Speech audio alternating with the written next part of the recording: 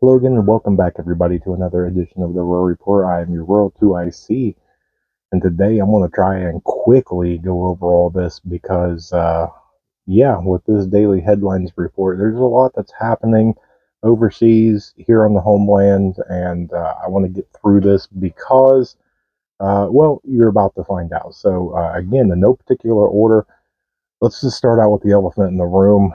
And there was a lot of rumors and a lot of speculation and everything that went on with the drone strike that happened, and all the things surrounding it. So I was posting and we talked about it, that there's a lot of just really weird air movement, sea movement, things like that. Um, there is throughout last night and most of today, there was a huge intelligence mission that was going on. This was launched basically to start hunting down various targets, mainly on land, but some of it was over waters. Now, there is basically kind of like three scenarios. One, they're trying to find people, actual top tier people, top assets, a uh, basically the decision makers, that would really be a leadership role or whatnot, that they can assassinate and really send a strong message. Um, unless those people are not in Iran currently, I don't see that happening. I look for, more than likely, it'll be some sort of campaign in Syria, Iraq, something along those lines, where it's going to be not necessarily Iranians, but it's going to be groups that are linked to Iran. That would be my best guess.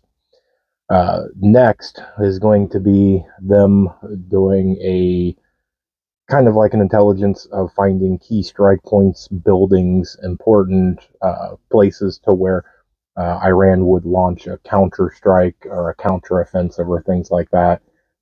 Again, I don't see it. Well, this is not Yemen. This is not, something like that. So I don't see that. Now, if something pops off bigger, then yeah, you need to gather that intelligence. Now, is that going to be a primary strike point? I don't believe so. It's possible, but I don't believe so. Next is going to be basically kind of that tier three. So if they can't really find anything, then a third option would be just basically a broad airstrike over the region. Now, I don't see that either. The White House did come out and report that a response decision has been made. That they've already decided what they're going to do, and the green light has been given. Now, what is interesting is that it's come out that the White House in Tehran has been uh, kind of mediating in the back channels. So apparently, they are using the Swedish embassy to kind of communicate. So they're not directly communicating. They go over here and say to this guy, and he reports over. They respond back, and then they come back and report. So we're playing a telephone game. We're playing a child's game. So I mean, it's kind of how things are done. You have that kind of median person, or so to speak. So, but what it looks like is that the White House basically said, "Hey, we have the full rights to retaliate. You struck first. It's now our turn." And they sent the threat of, "We're going to do this. Do not retaliate anymore. You already did it. Now it's our turn. Then it's over. It's done." Well, Iran did not like that. And so they basically responded back saying that any slight attack, anything that could be even remotely identified as an attack on Iranian soil, whether or not there's any sort of damage or casualties or anything, uh, it's a red line, and they're going to respond militarily. So they've already given their response to this. If anything happens inside their border, it's game on. Now, the thing to keep in check with all this is Iran has already said anything in that border, we're in. Hezbollah has already said it doesn't matter if the U.S. attacks or doesn't attack, they're not changing their game plan. Doesn't matter. Uh, the Houthis in Yemen have already said, no, we're still going to attack ships. It doesn't matter what you do. So there is no deterrence in this. This isn't a thing to where the U.S. can kind of mosey along for a couple of days, draw it out to a week, and say, okay, we're getting ready, and everybody just kind of sits back and waits for it, and maybe there's a window of peace. No, everybody's going to go on and continue to do what they're already doing, regardless of what happens. Okay. So the big thing, though, is everybody is guessing that a strike is imminent. There's a lot of air movement that supports this. There's a lot of sea movement that supports this. Just before coming on, I've seen different reports and pictures that both the U.S. and Eurofighters and whatnot are in and out of Cyprus. There's a lot of air refueling going on over there. Um, there's a lot happening now. Is it going to be some mass strike in Yemen? That's a real good possibility. Then came out the stuff that maybe we won't target Iran on the soil, but maybe we'll start striking their naval assets. Well, Iran picked up on that and gave out the same threat. It doesn't matter. If it is Iranian at all, they're going to respond. So whether they hit a plane, they hit a boat, they hit some sort of soil, whether they hit an Iranian, not in Iran, they're going to see that as an attack, and they're all in. So again, that goes to my guess is probably we're going to hit some Iranian linked, not any Iranian directly. And we're in 2024, so I could definitely be wrong with that, but that's my guess. Well, throughout the day, the U.S. House and the Senate, so all the members of Congress, has received a number of classified briefings on the drone strike itself and apparently the upcoming response. So something looks like it's definitely about to happen. The big thing is that China came out and issued a warning to the United States urging against the cycle of retaliation. So, in other words, hey, this tit for tat thing is not going to be good. Somebody's got to stop. Otherwise, they struck, you strike, they're going to retaliate, you're going to retaliate. It's just this big endless circle. So now it's going to come down to the longer you wait, because the whole world sees this. The whole media, everybody here on social media, I'm talking about it. It's on mainstream news. It's all over everywhere. The whole world is watching every little moment, every hour, everything that ticks by looks like weakness.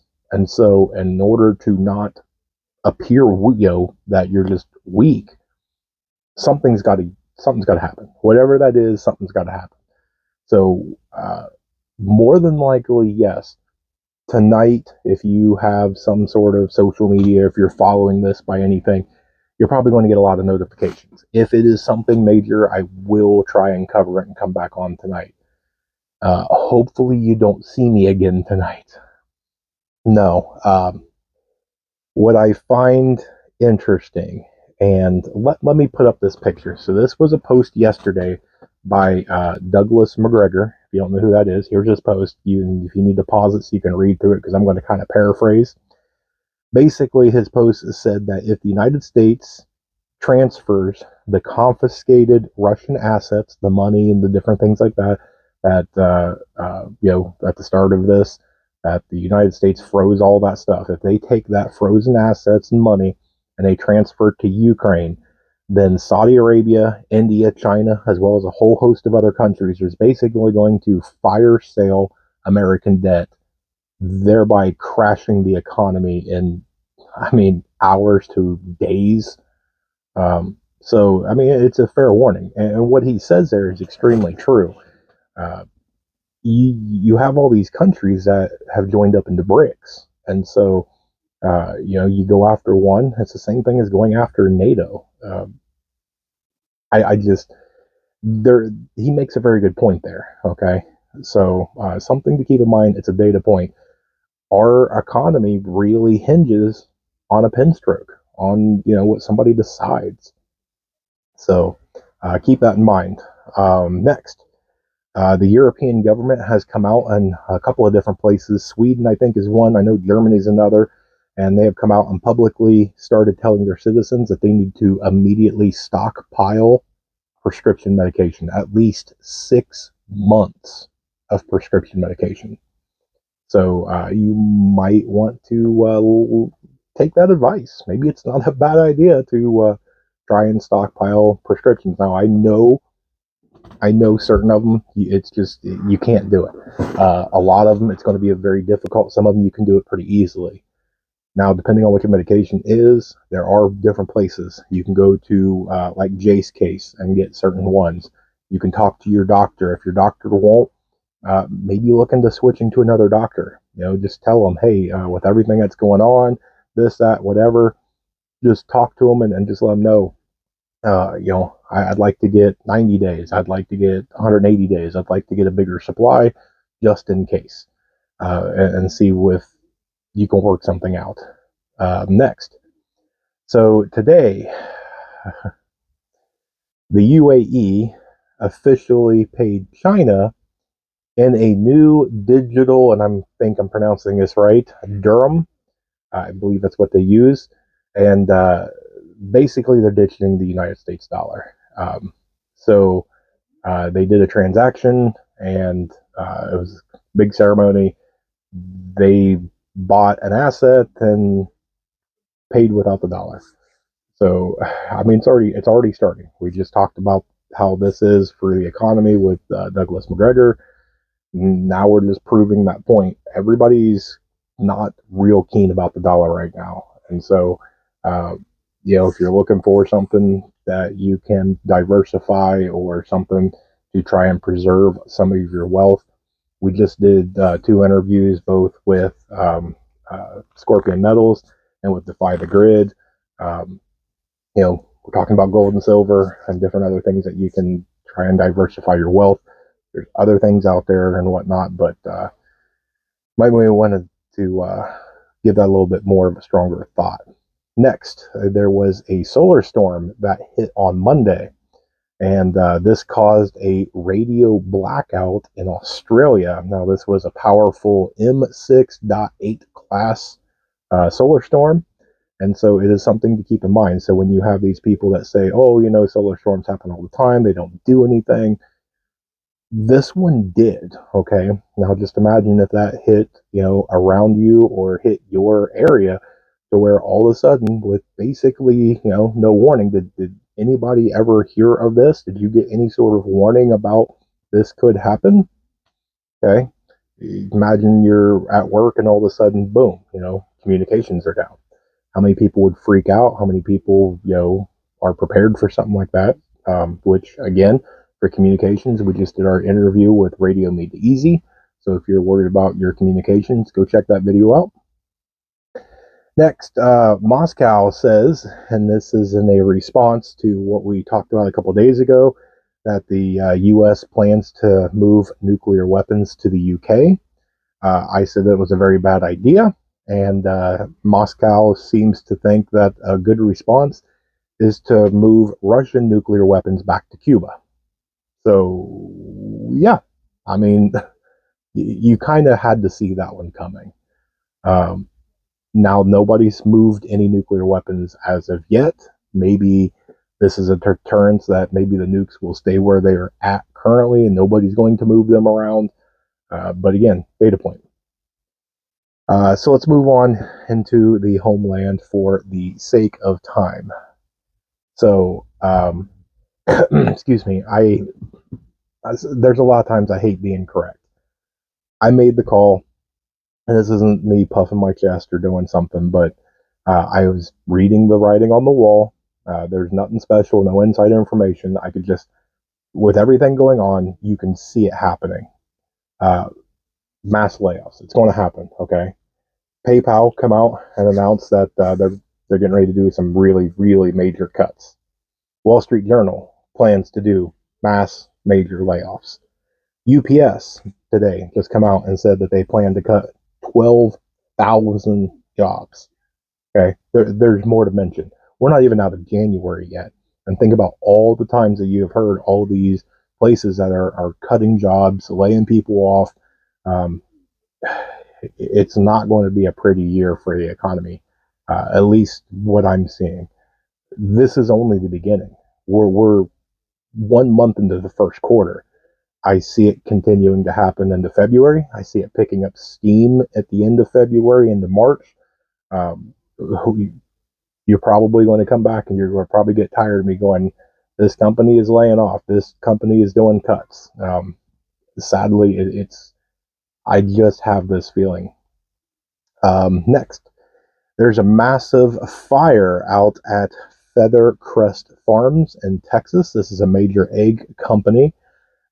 Now, I'm going to try and pester STP, our friend over at Southern Tier Prepper. She has a very good article that she posted over on Facebook. I'd really like to encourage her. Hopefully, if you're watching STP, you need to put out a video on this. If you do, I will share it. But there's a lot more into this. So if you would like a little bit of a rabbit hole tonight or next, sometime this week, you might want to go look into that one. Next, Illinois is sending 300 National Guard. No, not to the southern border. They're sending them to Saudi Arabia, Iraq, and Syria for Operation Spartan Shield. So there you go. There's more National Guard leaving their home state.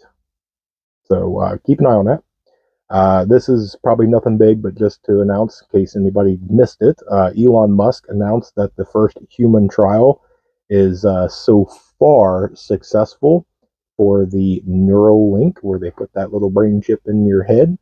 But we'll wait and see. This is kind of like that Pandora's box. It's been made. Now it's in an actual human. Is there any going back from here? So, all right. So the last thing here. So this one is going to be reported by the Daily Caller. And this is that the federal authorities caught a top-level terrorist at the southern border, then proceeded to release him into the country, where this guy basically roamed around free for about a year before finally being rearrested in Minnesota a few days ago.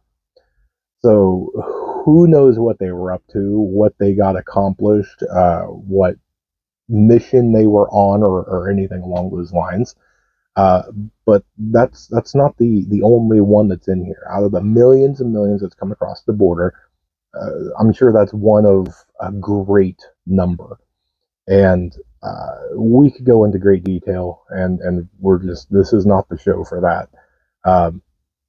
But if you believe, if you even have a hint that there is sleeper cells inside the United States, if there is malign actors that want to do bad things inside of the country when they get some sort of signal or phone call, text message, whatever, if somebody makes the wrong choice about this retaliation, they could have their phone ringing very, very soon. So keep that in mind. Okay, there's a lot of things that you can start really connecting a lot of dots. Now, granted, anything can go on. Okay, but remember, real quick, all these people, that is National Guard down at the southern border, all these farmers and truck drivers heading to the southern border, all these people that's joining them is headed to the southern border. Okay, you're having people, some of these people are traveling 1,000+ miles. They're coming in from coasts down to one point. Okay, here's the thing though. We're getting ready to respond to this incident. What happens if sleeper cells are suddenly, uh, you have people that are hundreds, if not 1,000+ miles away from their home? Are they prepared for that? Can they get back home? you're taking National Guard supplies and other different things from the home state and taking it down somewhere. What happens if something happens and those people, personnel, supplies, gear is needed back in the home state, and now it's suddenly gone? Not to mention, I saw. Oh, I want to give credit where credit's due. Um, I want to say it was Magic Prepper that talked about it, where they were saying they didn't want the truck drivers down there because the way that human trafficking works and different things like that. But my mind went in a different direction. If you don't know what a Club K is, you may want to look that up. But that is basically where they take a shipping container and they make it look exactly like a shipping container. You cannot tell. But at basically a click of a button, or they can do this remotely, the shipping container opens up and it is actually a rocket slash missile launcher that can have whatever type of warhead on it. And, you know, I mean, what better way to have people that's been in the country get a CDL license? Suddenly, there's all these trucks running camouflage, and you start running these shipping containers all around because that's what everybody's doing down there. You're not going to be able to check them all. Uh, and even if the driver may not know what's back there, they can be remotely done. So uh, they pull off and they're sitting on the side of the road or at a rest stop for, a couple hours of sleep, and all of a sudden somebody hits a button halfway across the ocean, and all of a sudden this thing lifts up. I mean, it's at its destination in seconds. There probably is no warning. And that's not to scare you. I'm just giving you a possibility that those things exist, and it's something at least worth thinking about. I don't know how to prepare for something like that. I mean, that's definitely not in my repertoire. It's not down in any of the things, that while I'm out, driving to work or home from the store, that the Maersk box or K line or JB Hunt or whatever next to me, uh, we may pull up to a red light, and before I even realize what's going on, this thing lifts up and starts launching things. So if you don't know what those are, there's a lot of videos out there that let you know. So might be fun to go check that out. But anyway, that's what I've got for you today. I wanted to get this out just in case something decides to happen. I wanted to try and get this video out early. Plus, I want to go watch the new live stream from our friends over at Leonard Mountain Homestead. Their new live is on Tuesdays, and so I will be always trying to do my best to go over there and join our friends and support them. I do want to remind you guys that tomorrow is Workshop Wednesday. That is our 1 hour live stream Q&A, where basically anything goes as long as you're not a jerk. But we all just get together, hang out, have fun, and it's always a great time. I know there's a bunch of new people. I think we had a little over 100 new subscribers in the past 7 days. So if that's one of you, thank you. If you made it this far in the video, guess what? You rock. I love you guys. Thank you for spending a little bit of your Tuesday with me. So I hope you guys have a blessed night, and stay tuned. There's definitely more information to come. And if you're not new here, say it with me now. Please, above everything else, remember to remain united, because we're all prepping in this together.